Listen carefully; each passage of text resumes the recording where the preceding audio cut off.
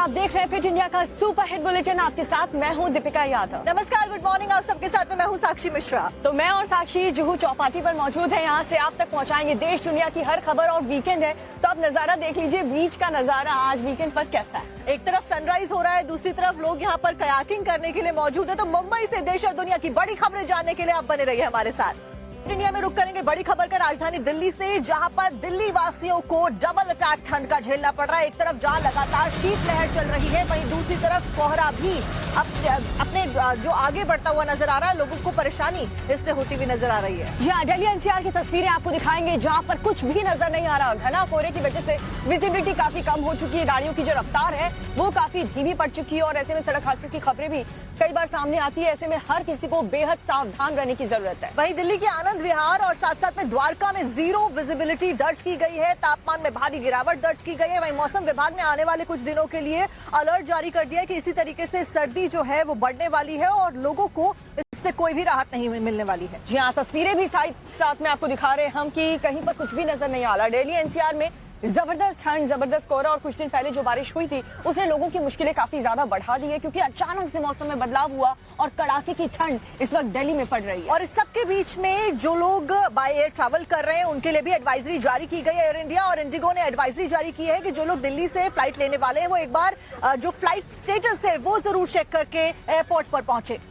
और चलिए इसी से जुड़ी एक और बड़ी खबर आपको बताते हैं। दिल्ली में शीतलहर का कहर इस वक्त देखने को मिल रहा है और दिल्ली में जो न्यूनतम तापमान है वो 7 डिग्री पहुंच चुका है। कड़ाके की ठंड इस वक्त राजधानी दिल्ली में पड़ रही है। तो तापमान लगातार गिर रहा है। 7 डिग्री न्यूनतम तापमान दर्ज किया गया है और आईएमडी ने फिलहाल ये कह दिया है कि आने वाले दिनों में जो 7 डिग्री तापमान है न्यूनतम वो और ज्यादा नीचे आ सकता है। जी हाँ, यहाँ पर मैं और साक्षी मुंबई में मौजूद है, लेकिन वहाँ दिल्ली एनसीआर और उत्तर भारत के जितने भी इलाके हैं वहाँ पर इतनी ज्यादा ठंड पड़ रही है। ठंड का प्रकोप वहाँ पर जो जनता है वो झेल रही है और मौसम विभाग की तरफ से कहा गया है कि जैसे जैसे दिन बीतेगा ठंड बढ़ती जाएगी। तो आने वाले दिनों में भी कोल्ड वेव का अलर्ट जारी कर दिया गया है। लोगों को सावधानी बरतने की सलाह दी गई है। स्कूल के टाइमिंग्स में भी बदलाव कई जगहों में कर दिया गया है। दिल्ली में शीतलहर का प्रकोप जारी है। तो आनंद विहार, द्वारका में विजिबिलिटी जीरो दर्ज की गई। कोहरे से हवाई सेवा पर भी असर पड़ सकता है। इंडिगो और एयर इंडिया ने तो एडवाइजरी तक जारी कर दी है। उनके द्वारा कहा गया कि एयरपोर्ट जाने से पहले फ्लाइट्स का स्टेटस देख लीजिए। जो उड़ानें दिल्ली से फिलहाल उड़ रही हैं वो पोस्टपोन है कई जगहों पर। शिवानी हमारी सहयोगी इस वक्त हमारे साथ जुड़ चुकी है ज्यादा जानकारी के साथ। शिवानी, जरा बताएं शिवानी कि जहां पर आप मौजूद हैं वहां पर मौसम का क्या हाल है, क्योंकि दिल्ली एनसीआर में कुछ भी नजर नहीं आ रहा, कोहरा इतना ज्यादा हो चुका है।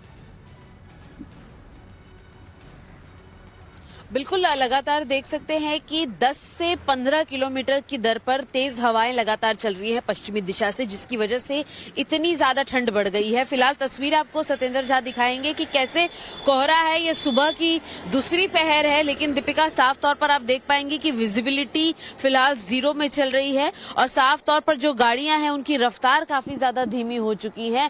अमूमन भी एडवाइजरी जारी की गई है कि जो गाड़ियां सड़कों पर आए या जो लोग सवेरे निकले वो बहुत ज्यादा एहतियातन देकर निकले। साफ तौर पर आप देख सकते हैं कि फॉग लाइट का इस्तेमाल करके गाड़ियों को चलना पड़ रहा है और इससे भी ज्यादा फ्लाइट जिस तरीके से आप बता रही थी वो काफी हद तक अफेक्टेड है। महज कल एक दिन की मैं बात करूं तो 200 के करीब फ्लाइट्स जो थी वो अफेक्टेड रही, यानी कि देर से चली, कुछ नहीं उड़ान भर पाई। और आज का दिन भी कुछ वैसा ही रहने वाला है, क्योंकि आज फॉग और भी ज्यादा नजर आ रहा है। साफ तौर पर दिल्ली एनसीआर के अंदर गाजियाबाद हो, नोएडा हो या दिल्ली हो, उसके अंदर येलो अलर्ट फॉग को लेकर जारी किया गया है कि जब भी लोग देर शाम में या सुबह जल्दी जरूर बताएं, क्योंकि एयर इंडिया और साथ साथ में इंडिगो ने एडवाइजरी ही जारी कर दी है और कहा है कि आप फ्लाइट्स का स्टेटस चेक करिए जाने से पहले, क्योंकि आप खुद बता रही हैं कि जैसे कि 200 फ्लाइट्स फिलहाल प्रभावित रही कल की अगर बात की जाए तो। बिल्कुल, जिस तरीके से हम बात करते हैं कि आंकड़े जो सामने आए हैं दिल्ली से महज वो 200 फ्लाइट्स के हैं, वहीं आज के दिन की बात की जाए तो ना सिर्फ इंडिगो या एयरलाइन द्वारा, अन्य एयरलाइन द्वारा भी एडवाइजरी जारी की गई है कि एयरपोर्ट के लिए निकलने से पहले आप एयरलाइन के कस्टमर केयर नंबर पर कॉल कर लें या फिर फ्लाइट का स्टेटस एक बार एप्स के जरिए जरूर चेक कर लें। वेब चेक इन अगर हो गई है उसके बाद भी लोगों को लंबा इंतजार करना पड़ सकता है। दिल्ली एयरपोर्ट पर कल एक लंबा क्राउड हमें देखने को मिला। आज भी सवेरे से जो लोग एयरपोर्ट पर पहुंचे हैं वहां पर भी स्थिति बहुत सामान्य नहीं है। तो करीबन 100-150 फ्लाइट्स आज भी देरी से उड़ान भरेंगी, ये तो बिल्कुल स्पष्ट किया गया है एयरलाइन द्वारा भी। और यहाँ तक कि जो फ्लाइट्स ऐसी हैं जो कि फॉग के मौसम में उड़ान भरने के लिए सक्षम फिलहाल नहीं है, उन्हें कुल मिलाकर रद्द कर दिया गया है और पैसेंजर्स को दूसरी फ्लाइट्स बुक करने की सजेशंस लगातार दिए जा रहे हैं। साफ तौर पर या फिर एयरपोर्ट पर उन्हें मुश्किलों का सामना उठाना पड़ सकता है। शिवानी, ग्राउंड जीरो से आपने लेटेस्ट अपडेट हमें दर्शकों तक पहुंचाया, बहुत बहुत शुक्रिया शिवानी आपका इस जानकारी के लिए। तो देखिए, पहाड़ी इलाकों में लगातार बर्फबारी जारी है और उसका असर सीधे तौर पर मैदानी इलाकों में देखने को मिल रहा है। दिल्ली में कड़ाके की सर्दी और डबल अटैक दिल्ली वासियों को झेलना पड़ रहा है। ऐसे में एक रिपोर्ट इसी के ऊपर आपको दिखाते हैं।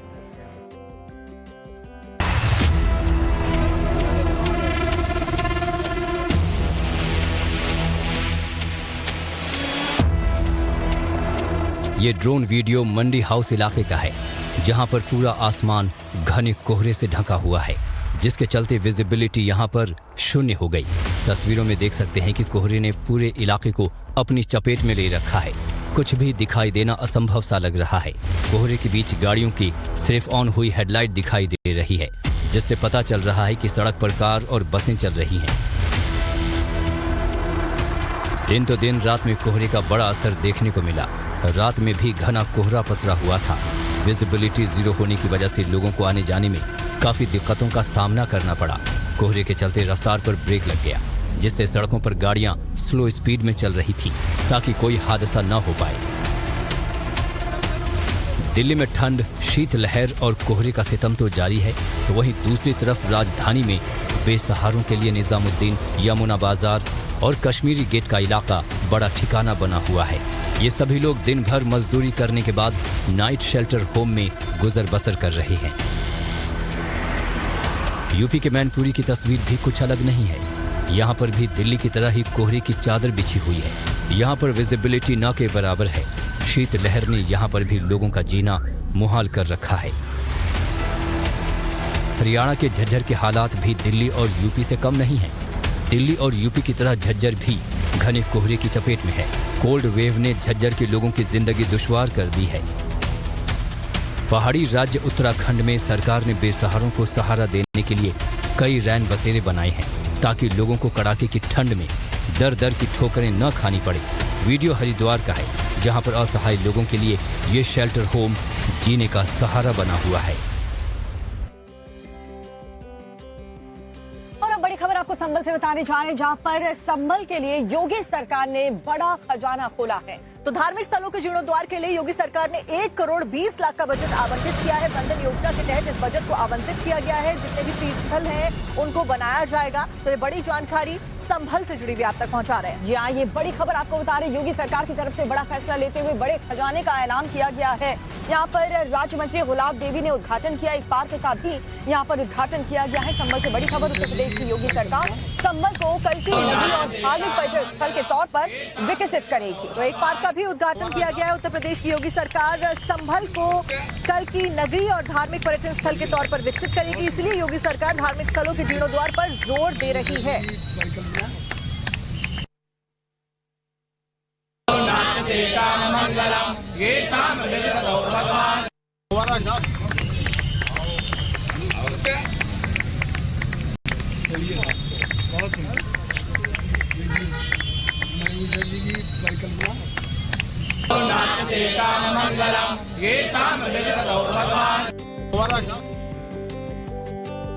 बड़ी खबर भी दिल्ली से ही आपको बताते हैं, जहां पर अवैध प्रवासियों से जुड़ी हुई जानकारी मिल रही। दिल्ली में 5 बांग्लादेशी गिरफ्तार किए गए और मौजूदा वक्त में भी पुलिस के द्वारा ऑपरेशन चलाए जा रहे हैं और इंस्पेक्ट किया जा रहा है जितने भी डॉक्यूमेंट्स हैं। जी हाँ, दिल्ली में विधानसभा चुनाव है और इसको लेकर के दिल्ली पुलिस लगातार अलर्ट मोड पर है और बड़े एक्शन लिए जा रहे हैं। कई बांग्लादेशियों को गिरफ्तार किया गया है जो बिना किसी प्रूफ के यहाँ भारत में राजधानी दिल्ली में रह रहे थे। और इससे पहले भी टाइम्स स्टार ऑफ भारत ने आपको खबर दिखाई थी, जहां पर जो डॉक्यूमेंट्स थे उनको स्कैन किया जा रहा था, पुलिस के द्वारा इन्वेस्टिगेट किया जा रहा था और हजारों की तादाद में जो डॉक्यूमेंट्स थे उनको अब तक स्कैन किया जा चुका है पुलिस के द्वारा।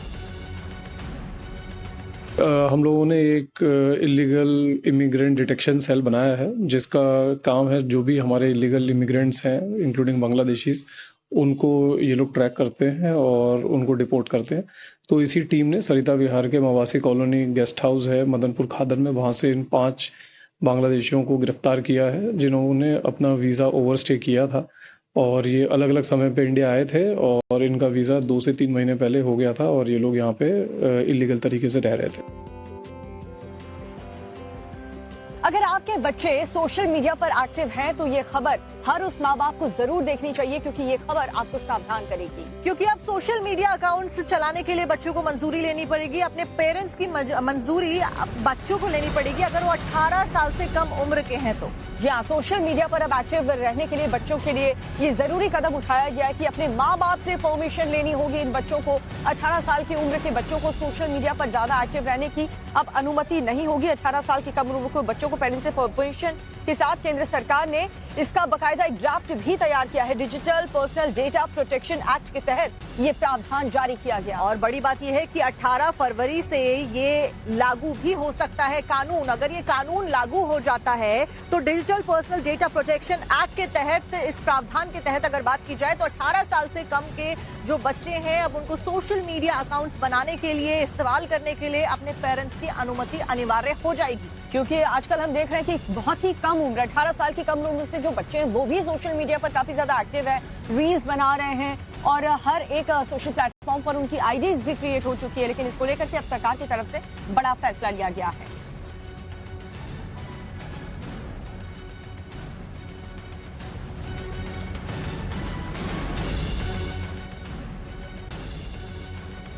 आपको बताने जा रहे हैं, प्रयागराज में महाकुंभ की तैयारियां जोरों शोरों से चल रही हैं और श्रद्धालुओं के लिए तकनीक की मदद से एक से बढ़कर एक ठहरने की व्यवस्था वहां पर की जा रही है। एडवांस और हाईटेक व्यवस्थाएं की गई हैं। इस बार संगम नगरी में आपको आस्था के साथ साथ में विज्ञान भी देखने को मिलेगा। क्या कुछ तैयारियां की जा रही हैं महाकुंभ को और भी ज्यादा भव्य बनाने के लिए, आपको एक रिपोर्ट दिखाते हैं।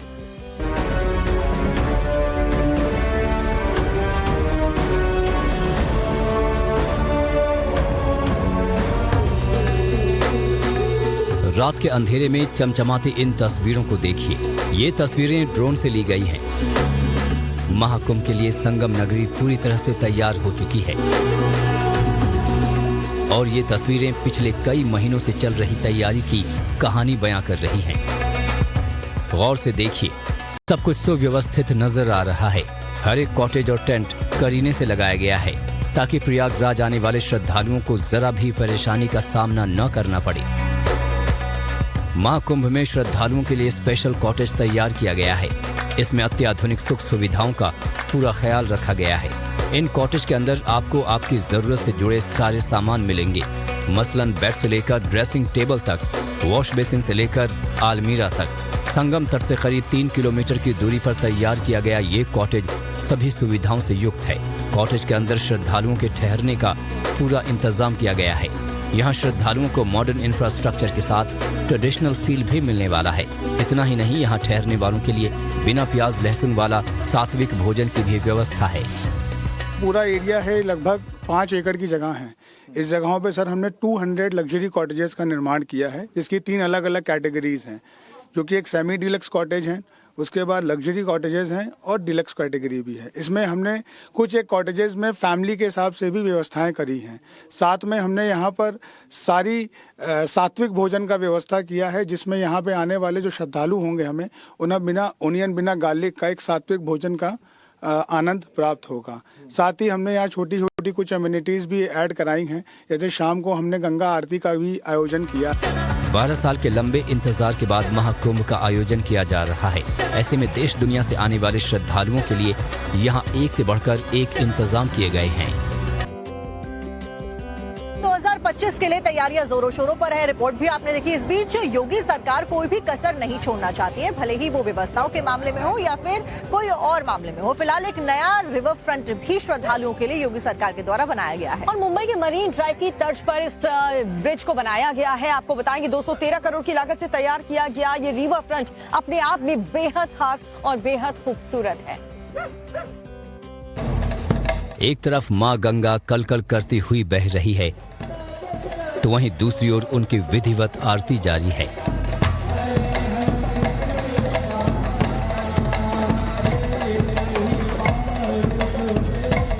एक ओर मोक्षदायिनी गंगा का पावन रूप दिखाई दे रही है, तो वहीं दूसरी ओर दिए बाती और भजन के साथ उनकी पूजा की जा रही है। प्रयागराज में महाकुंभ को लेकर तैयारियां जोर शोर से जारी हैं। इसी बीच यहां दैनिक गंगा आरती का भी आयोजन किया गया। भजनों के जाप और तेल के दिए जलाने के साथ ही गंगा आरती शुरू की गई। पुजारियों ने नदी किनारे प्रार्थना की और गंगा नदी के प्रति श्रद्धा दिखाते हुए आरती की। इस मौके पर यहां बड़ी संख्या में श्रद्धालु भी मौजूद रहे। महाकुंभ 2025 को सफल बनाने के लिए योगी सरकार कोई भी कोर कसर नहीं छोड़ना चाहती। लिहाजा संगम नगरी में मुंबई के मरीन ड्राइव की तर्ज पर 15 किलोमीटर गंगा रिवर फ्रंट बनाया गया है। इस रिवर फ्रंट से आप गंगा का दर्शन और आसानी से कर सकते हैं। इसके बनने से महाकुंभ में आने वाले श्रद्धालुओं को शहर के जाम का सामना भी नहीं करना पड़ेगा। श्रद्धालु शहर के बाहरी हिस्से से सीधे महाकुंभ में पहुंच जाएंगे। आज में 12 साल बाद लगने वाला महाकुंभ कई कीर्तिमान का साक्षी बनने जा रहा है। 45 दिनों तक चलने वाले इस महाकुंभ में लगभग 40 करोड़ श्रद्धालु आस्था की डुबकी लगाएंगे और उनके लिए योगी सरकार की ओर से विशेष इंतजाम किए गए हैं। और इन्हीं व्यवस्थाओं में से एक है मुंबई के मरीन ड्राइव के तर्ज पर बना ये गंगा रिवर फ्रंट, जो महाकुंभ क्षेत्र में गंगा के ठीक किनारे ये बनाया गया है। लगभग 15 किलोमीटर ये लंबा रिवर फ्रंट है जो रसूलाबाद को सीधे नागवास्कु से जोड़ेगा। और इसके बनने के बाद से जो श्रद्धालु होते थे उनको अब जाम से मुक्ति मिल जाएगी, क्योंकि उनको पहले शहर के अंदर से होकर आना पड़ता था, लेकिन अब वो सीधे महाकुंभ क्षेत्र में आएंगे और संगम में डुबकी लगा सकते हैं।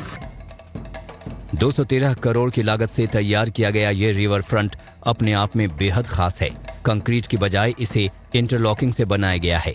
इस रिवर फ्रंट पर एक तरफ गंगा का सुगम्य तट है तो वहीं दूसरी ओर खूबसूरत पार्क बनाए गए हैं। लोगों के बैठने के लिए पत्थर के बेंच लगाए गए हैं। साथ ही जगह जगह सेल्फी पॉइंट भी बनाया गया है। श्रद्धालुओं को ध्यान में रखकर सरकार ने इस खास रिवर फ्रंट को तैयार किया है।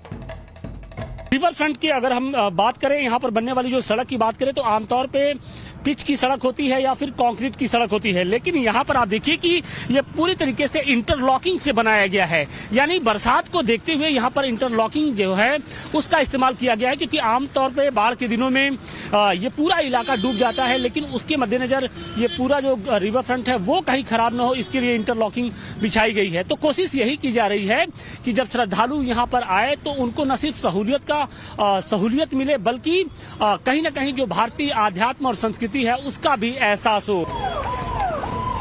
साफ है कि संगम नगरी प्रयागराज श्रद्धालुओं के स्वागत सत्कार के लिए तैयार है। इंतजार 13 जनवरी का है, जब खास स्नान के साथ महाकुंभ की शुरुआत होगी और श्रद्धालु आस्था की डुबकी लगाएंगे।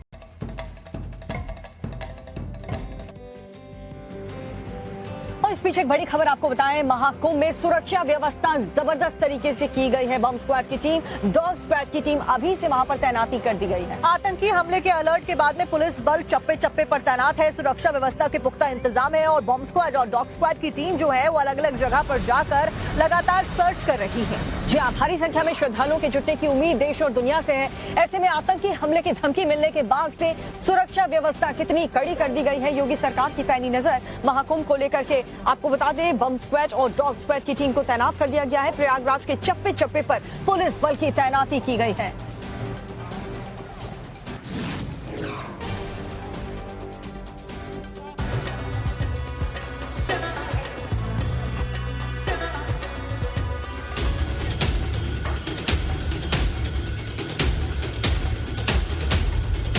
एक एक गाड़ियों की तलाशी ली जा रही है। हर संदिग्ध सामान की चेकिंग की जा रही है। हर तरफ बड़ी संख्या में पुलिस बल तैनात है। बम और डॉग स्क्वाड भी हाई अलर्ट पर है। इन तस्वीरों को देखकर अंदाजा लगाया जा सकता है कि संगम नगरी में किस तरह की सुरक्षा व्यवस्था की गई है। एक ओर जहां मेला क्षेत्र में तमाम तैयारियां जोर शोर से जारी हैं, तो वहीं दूसरी ओर सुरक्षा व्यवस्था भी बढ़ा दी गई है। पुलिस बल चप्पे चप्पे पर तैनात है और हर संदिग्ध की तलाशी ली जा रही है। पूरे मेला क्षेत्र में सघन सुरक्षा व्यवस्था के इंतजाम किए गए हैं। प्रयागराज पुलिस प्रशासन इस मामले में कोई कोताही बरतने के मूड में नहीं है, तभी तो आने जाने वाला हर कोई पुलिस प्रशासन की नजरों में है।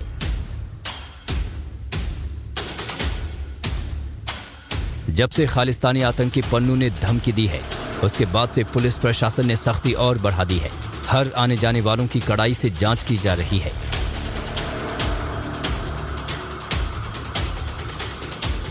महाकुंभ के दौरान श्रद्धालुओं की सुरक्षा सरकार की सबसे बड़ी प्राथमिकता है। हाल के दिनों में जिस तरीके से खालिस्तानी आतंकी की ओर से धमकी दी गई है और इसके साथ ही पाकिस्तानी आतंकियों के स्लीपर सेल के एक्टिव होने की जो खबर आई है, उसके बाद से मेला क्षेत्र में अब जो सुरक्षा व्यवस्था है वो बढ़ा दी गई है।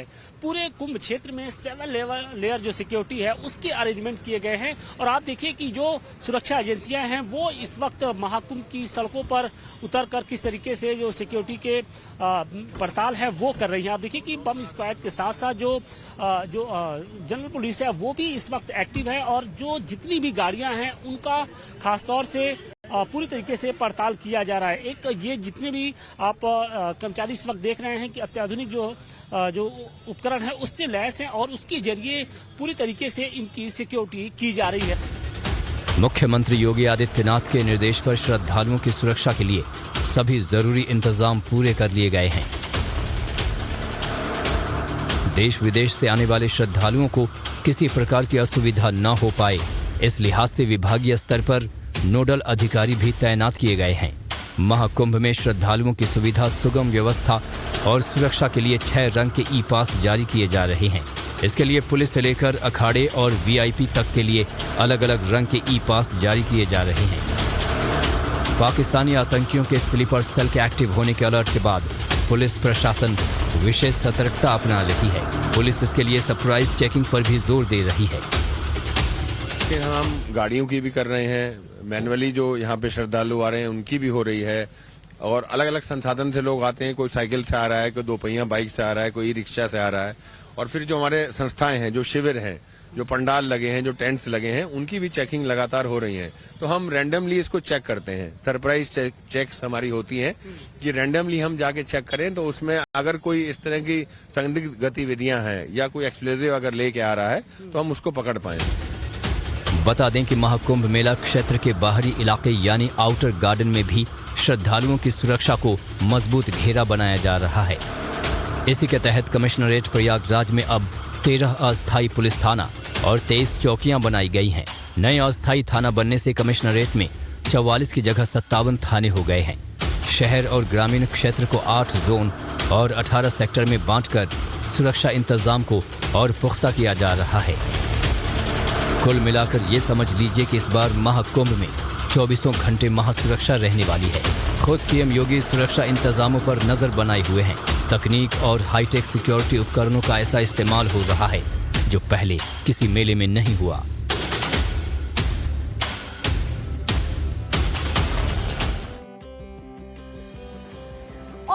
यहाँ पर अगली खबर का रुख करते हैं। संगम की रेती पर साधु संतों के पहुंचने का सिलसिला जारी हो चुका है। अलग अलग रंग रूप में अलग अलग संप्रदाय और पंथ के जो संत हैं वो नजर आ रहे हैं। कोई यहाँ पर हठयोग करते हुए देखा जा सकता है तो कोई अपने स्टाइल से श्रद्धालुओं को लुभा रहा है। तो किसी ने गले में नरमुंड की माला पहन रखी है तो कोई रात से होली खेलता हुआ नजर आ रहा है। और इन सब के बीच महाकुंभ में रुद्राक्ष वाले बाबा भी पहुंच चुके हैं। आपको बताते हैं कि कौन है ये रुद्राक्ष वाले बाबा जो कि 45 किलो रुद्राक्ष अपनी जटा पर अपने साथ लिए चलते हैं।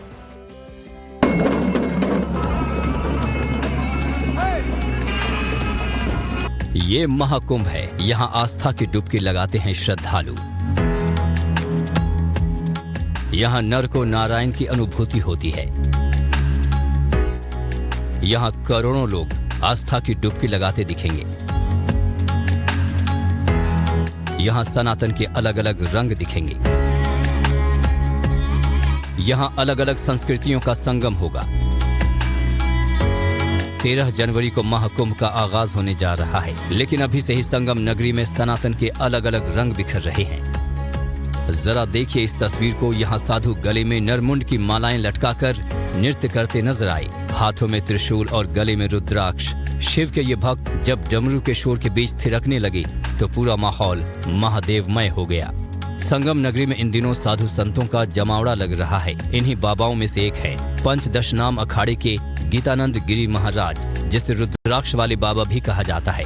ये अपने सिर पर 45 किलो रुद्राक्ष की जटा लिए चलते हैं। इसमें लगभग 2.25 लाख रुद्राक्ष हैं। संकल्प लिया था अर्धकुंभ, यही अर्धकुंभ में से हमने संकल्प लिया था। आज मेरे को 6 साल हो गए हैं। 12 साल की मेरी संकल्प है। 2.25 लाख इस टाइम पर रुद्राक्ष हो चुके हैं। 2.25 लाख और मतलब पूरे शरीर पर 2.25 लाख जो नहीं, खाली सिर के ऊपर। सिर की बात। हाँ, और वेट इसका 45 kg वजन है। ये गुरु महाराज की कृपा है। सिर्फ जटा ही नहीं, गीतानंद गिरी महाराज ने रुद्राक्ष का कवच भी धारण कर रखा है। अलग अलग अखाड़ों के साधु संतों के कारण ही महाकुंभ की भव्यता और बढ़ जाती है। इनके रूप, गुण और तप की वजह से महाकुंभ की रेतीली भूमि भी तीर्थ बन जाती है। प्रयागराज में 12 साल बाद हो रहा महाकुंभ भारतीय सभ्यता और संस्कृति को दुनिया के सामने जोर शोर से रखने का महत्वपूर्ण अवसर भी है। ऐसे में महाकुंभ की दिव्यता और भव्यता सिर्फ संगम किनारे नहीं देखने को मिल रही है, बल्कि प्रयागराज के अंदर दाखिल होने के साथ ही होने लगती है। प्रयागराज की ओर आने वाली सभी प्रमुख सड़कों पर भव्य प्रवेश द्वार बनाए गए हैं, जो श्रद्धालुओं को भारतीय अध्यात्म की अनुभूति कराएंगे। निर्माण कार्य कराया गया है वो भारतीय संस्कृति और आध्यात्म के हिसाब से ही कराया गया है, उसी को दृष्टि में रखते हुए कराया गया। और आप देखिए कि मां सरस्वती की प्रतिमा के साथ साथ 2 अन्य जो प्रतिमाएं हैं वो यहाँ पर इस प्रवेश द्वार पर उकेरी गई है।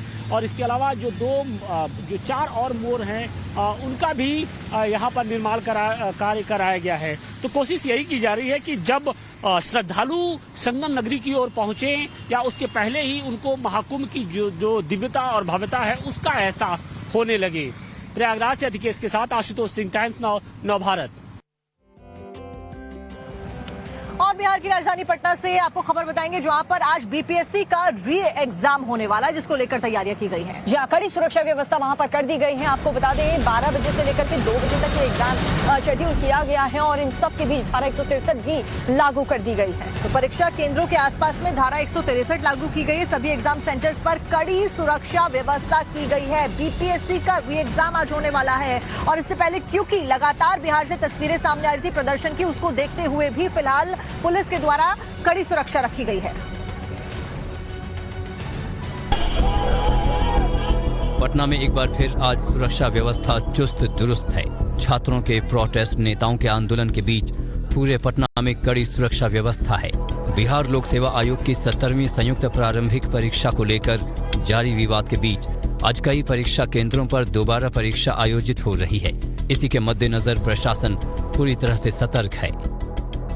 दरअसल बीपीएससी स्टूडेंट्स के प्रोटेस्ट में जब से नेताओं की एंट्री हुई है, तब से प्रशासन अतिरिक्त सतर्कता बरत रहा है।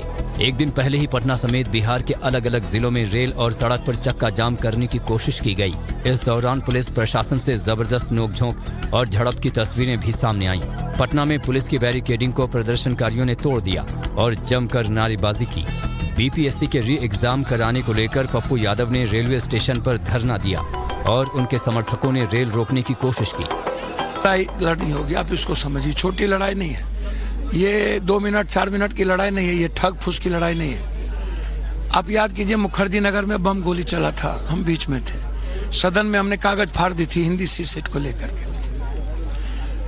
एसएससी को लड़ाई लेकर के 3 महीना लड़े, आप याद कीजिए, आप इसको समझिए। तो हम लोग कितने दिनों से लड़ाई लड़ रहे हैं। एक तरफ जहां पप्पू यादव और उनकी पार्टी का प्रदर्शनकारी छात्रों को समर्थन मिल रहा है, तो वहीं दूसरी तरफ बीपीएससी पीटी परीक्षा को रद्द कराने की मांग को लेकर जन सुराज के संस्थापक प्रशांत किशोर आमरण अनशन पर बैठे हैं। इसको लेकर उनके खिलाफ एफआईआर तक दर्ज की गई है। बिंदुओं पर हुआ है, जिन बच्चों के लिए हुआ है, जब तक उन बच्चों का मामला सॉल्व नहीं होगा तब तक अनशन वापस लेने का सवाल नहीं है।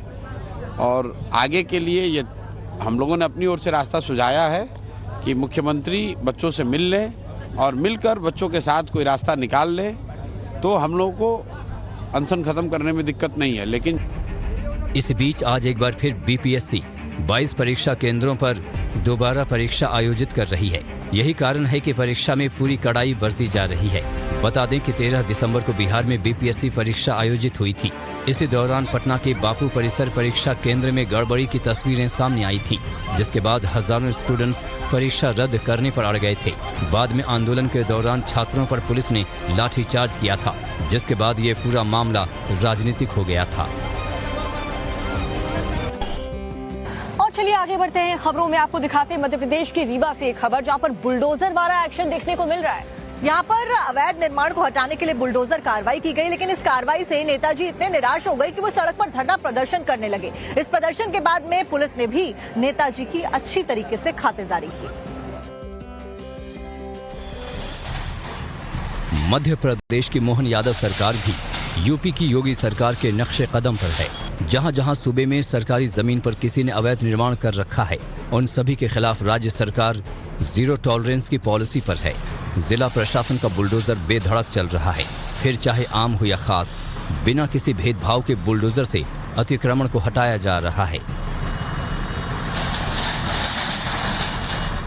लेकिन मध्य प्रदेश के रीवा में जब प्रशासन का बुलडोजर चला, तब वहां पर जमकर सियासी ड्रामा चला।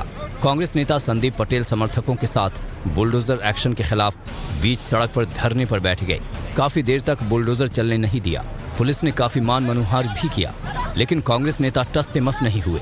फिर पुलिस को इन्हें जबरन उठाना पड़ा। उसके बाद तो नेताजी हाय तौबा मचाने लगी।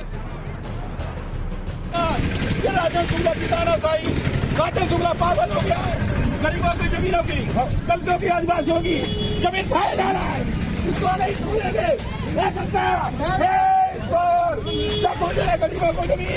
गरीबों को जमीन। बता दें कि शहर में नीम चौराहे पर सड़क निर्माण का काम चल रहा है। यहाँ पर जो अतिक्रमण किया गया है, उसी को बुलडोजर से हटाया जा रहा था। लेकिन जब कांग्रेस नेता को इस बात की जानकारी मिली, तब सियासी रोटी सेंकने के लिए यहाँ पहुँच गए। फिर जमकर यहाँ पर बवाल काटा। इससे पहले भी नेताजी ने इसी जगह पर अतिक्रमण का विरोध किया था। तब भी पुलिस उन्हें इसी तरह घसीट कर ले गई थी, जिसका वीडियो सोशल मीडिया पर वायरल हुआ था। और एक बार फिर जब नेताजी को सियासत का मौका मिला, तब इस बार भी पीछे नहीं रहे। पर हर बार की तरह इस बार भी पुलिस नेताजी को इसी तरह से उठाकर ले गई।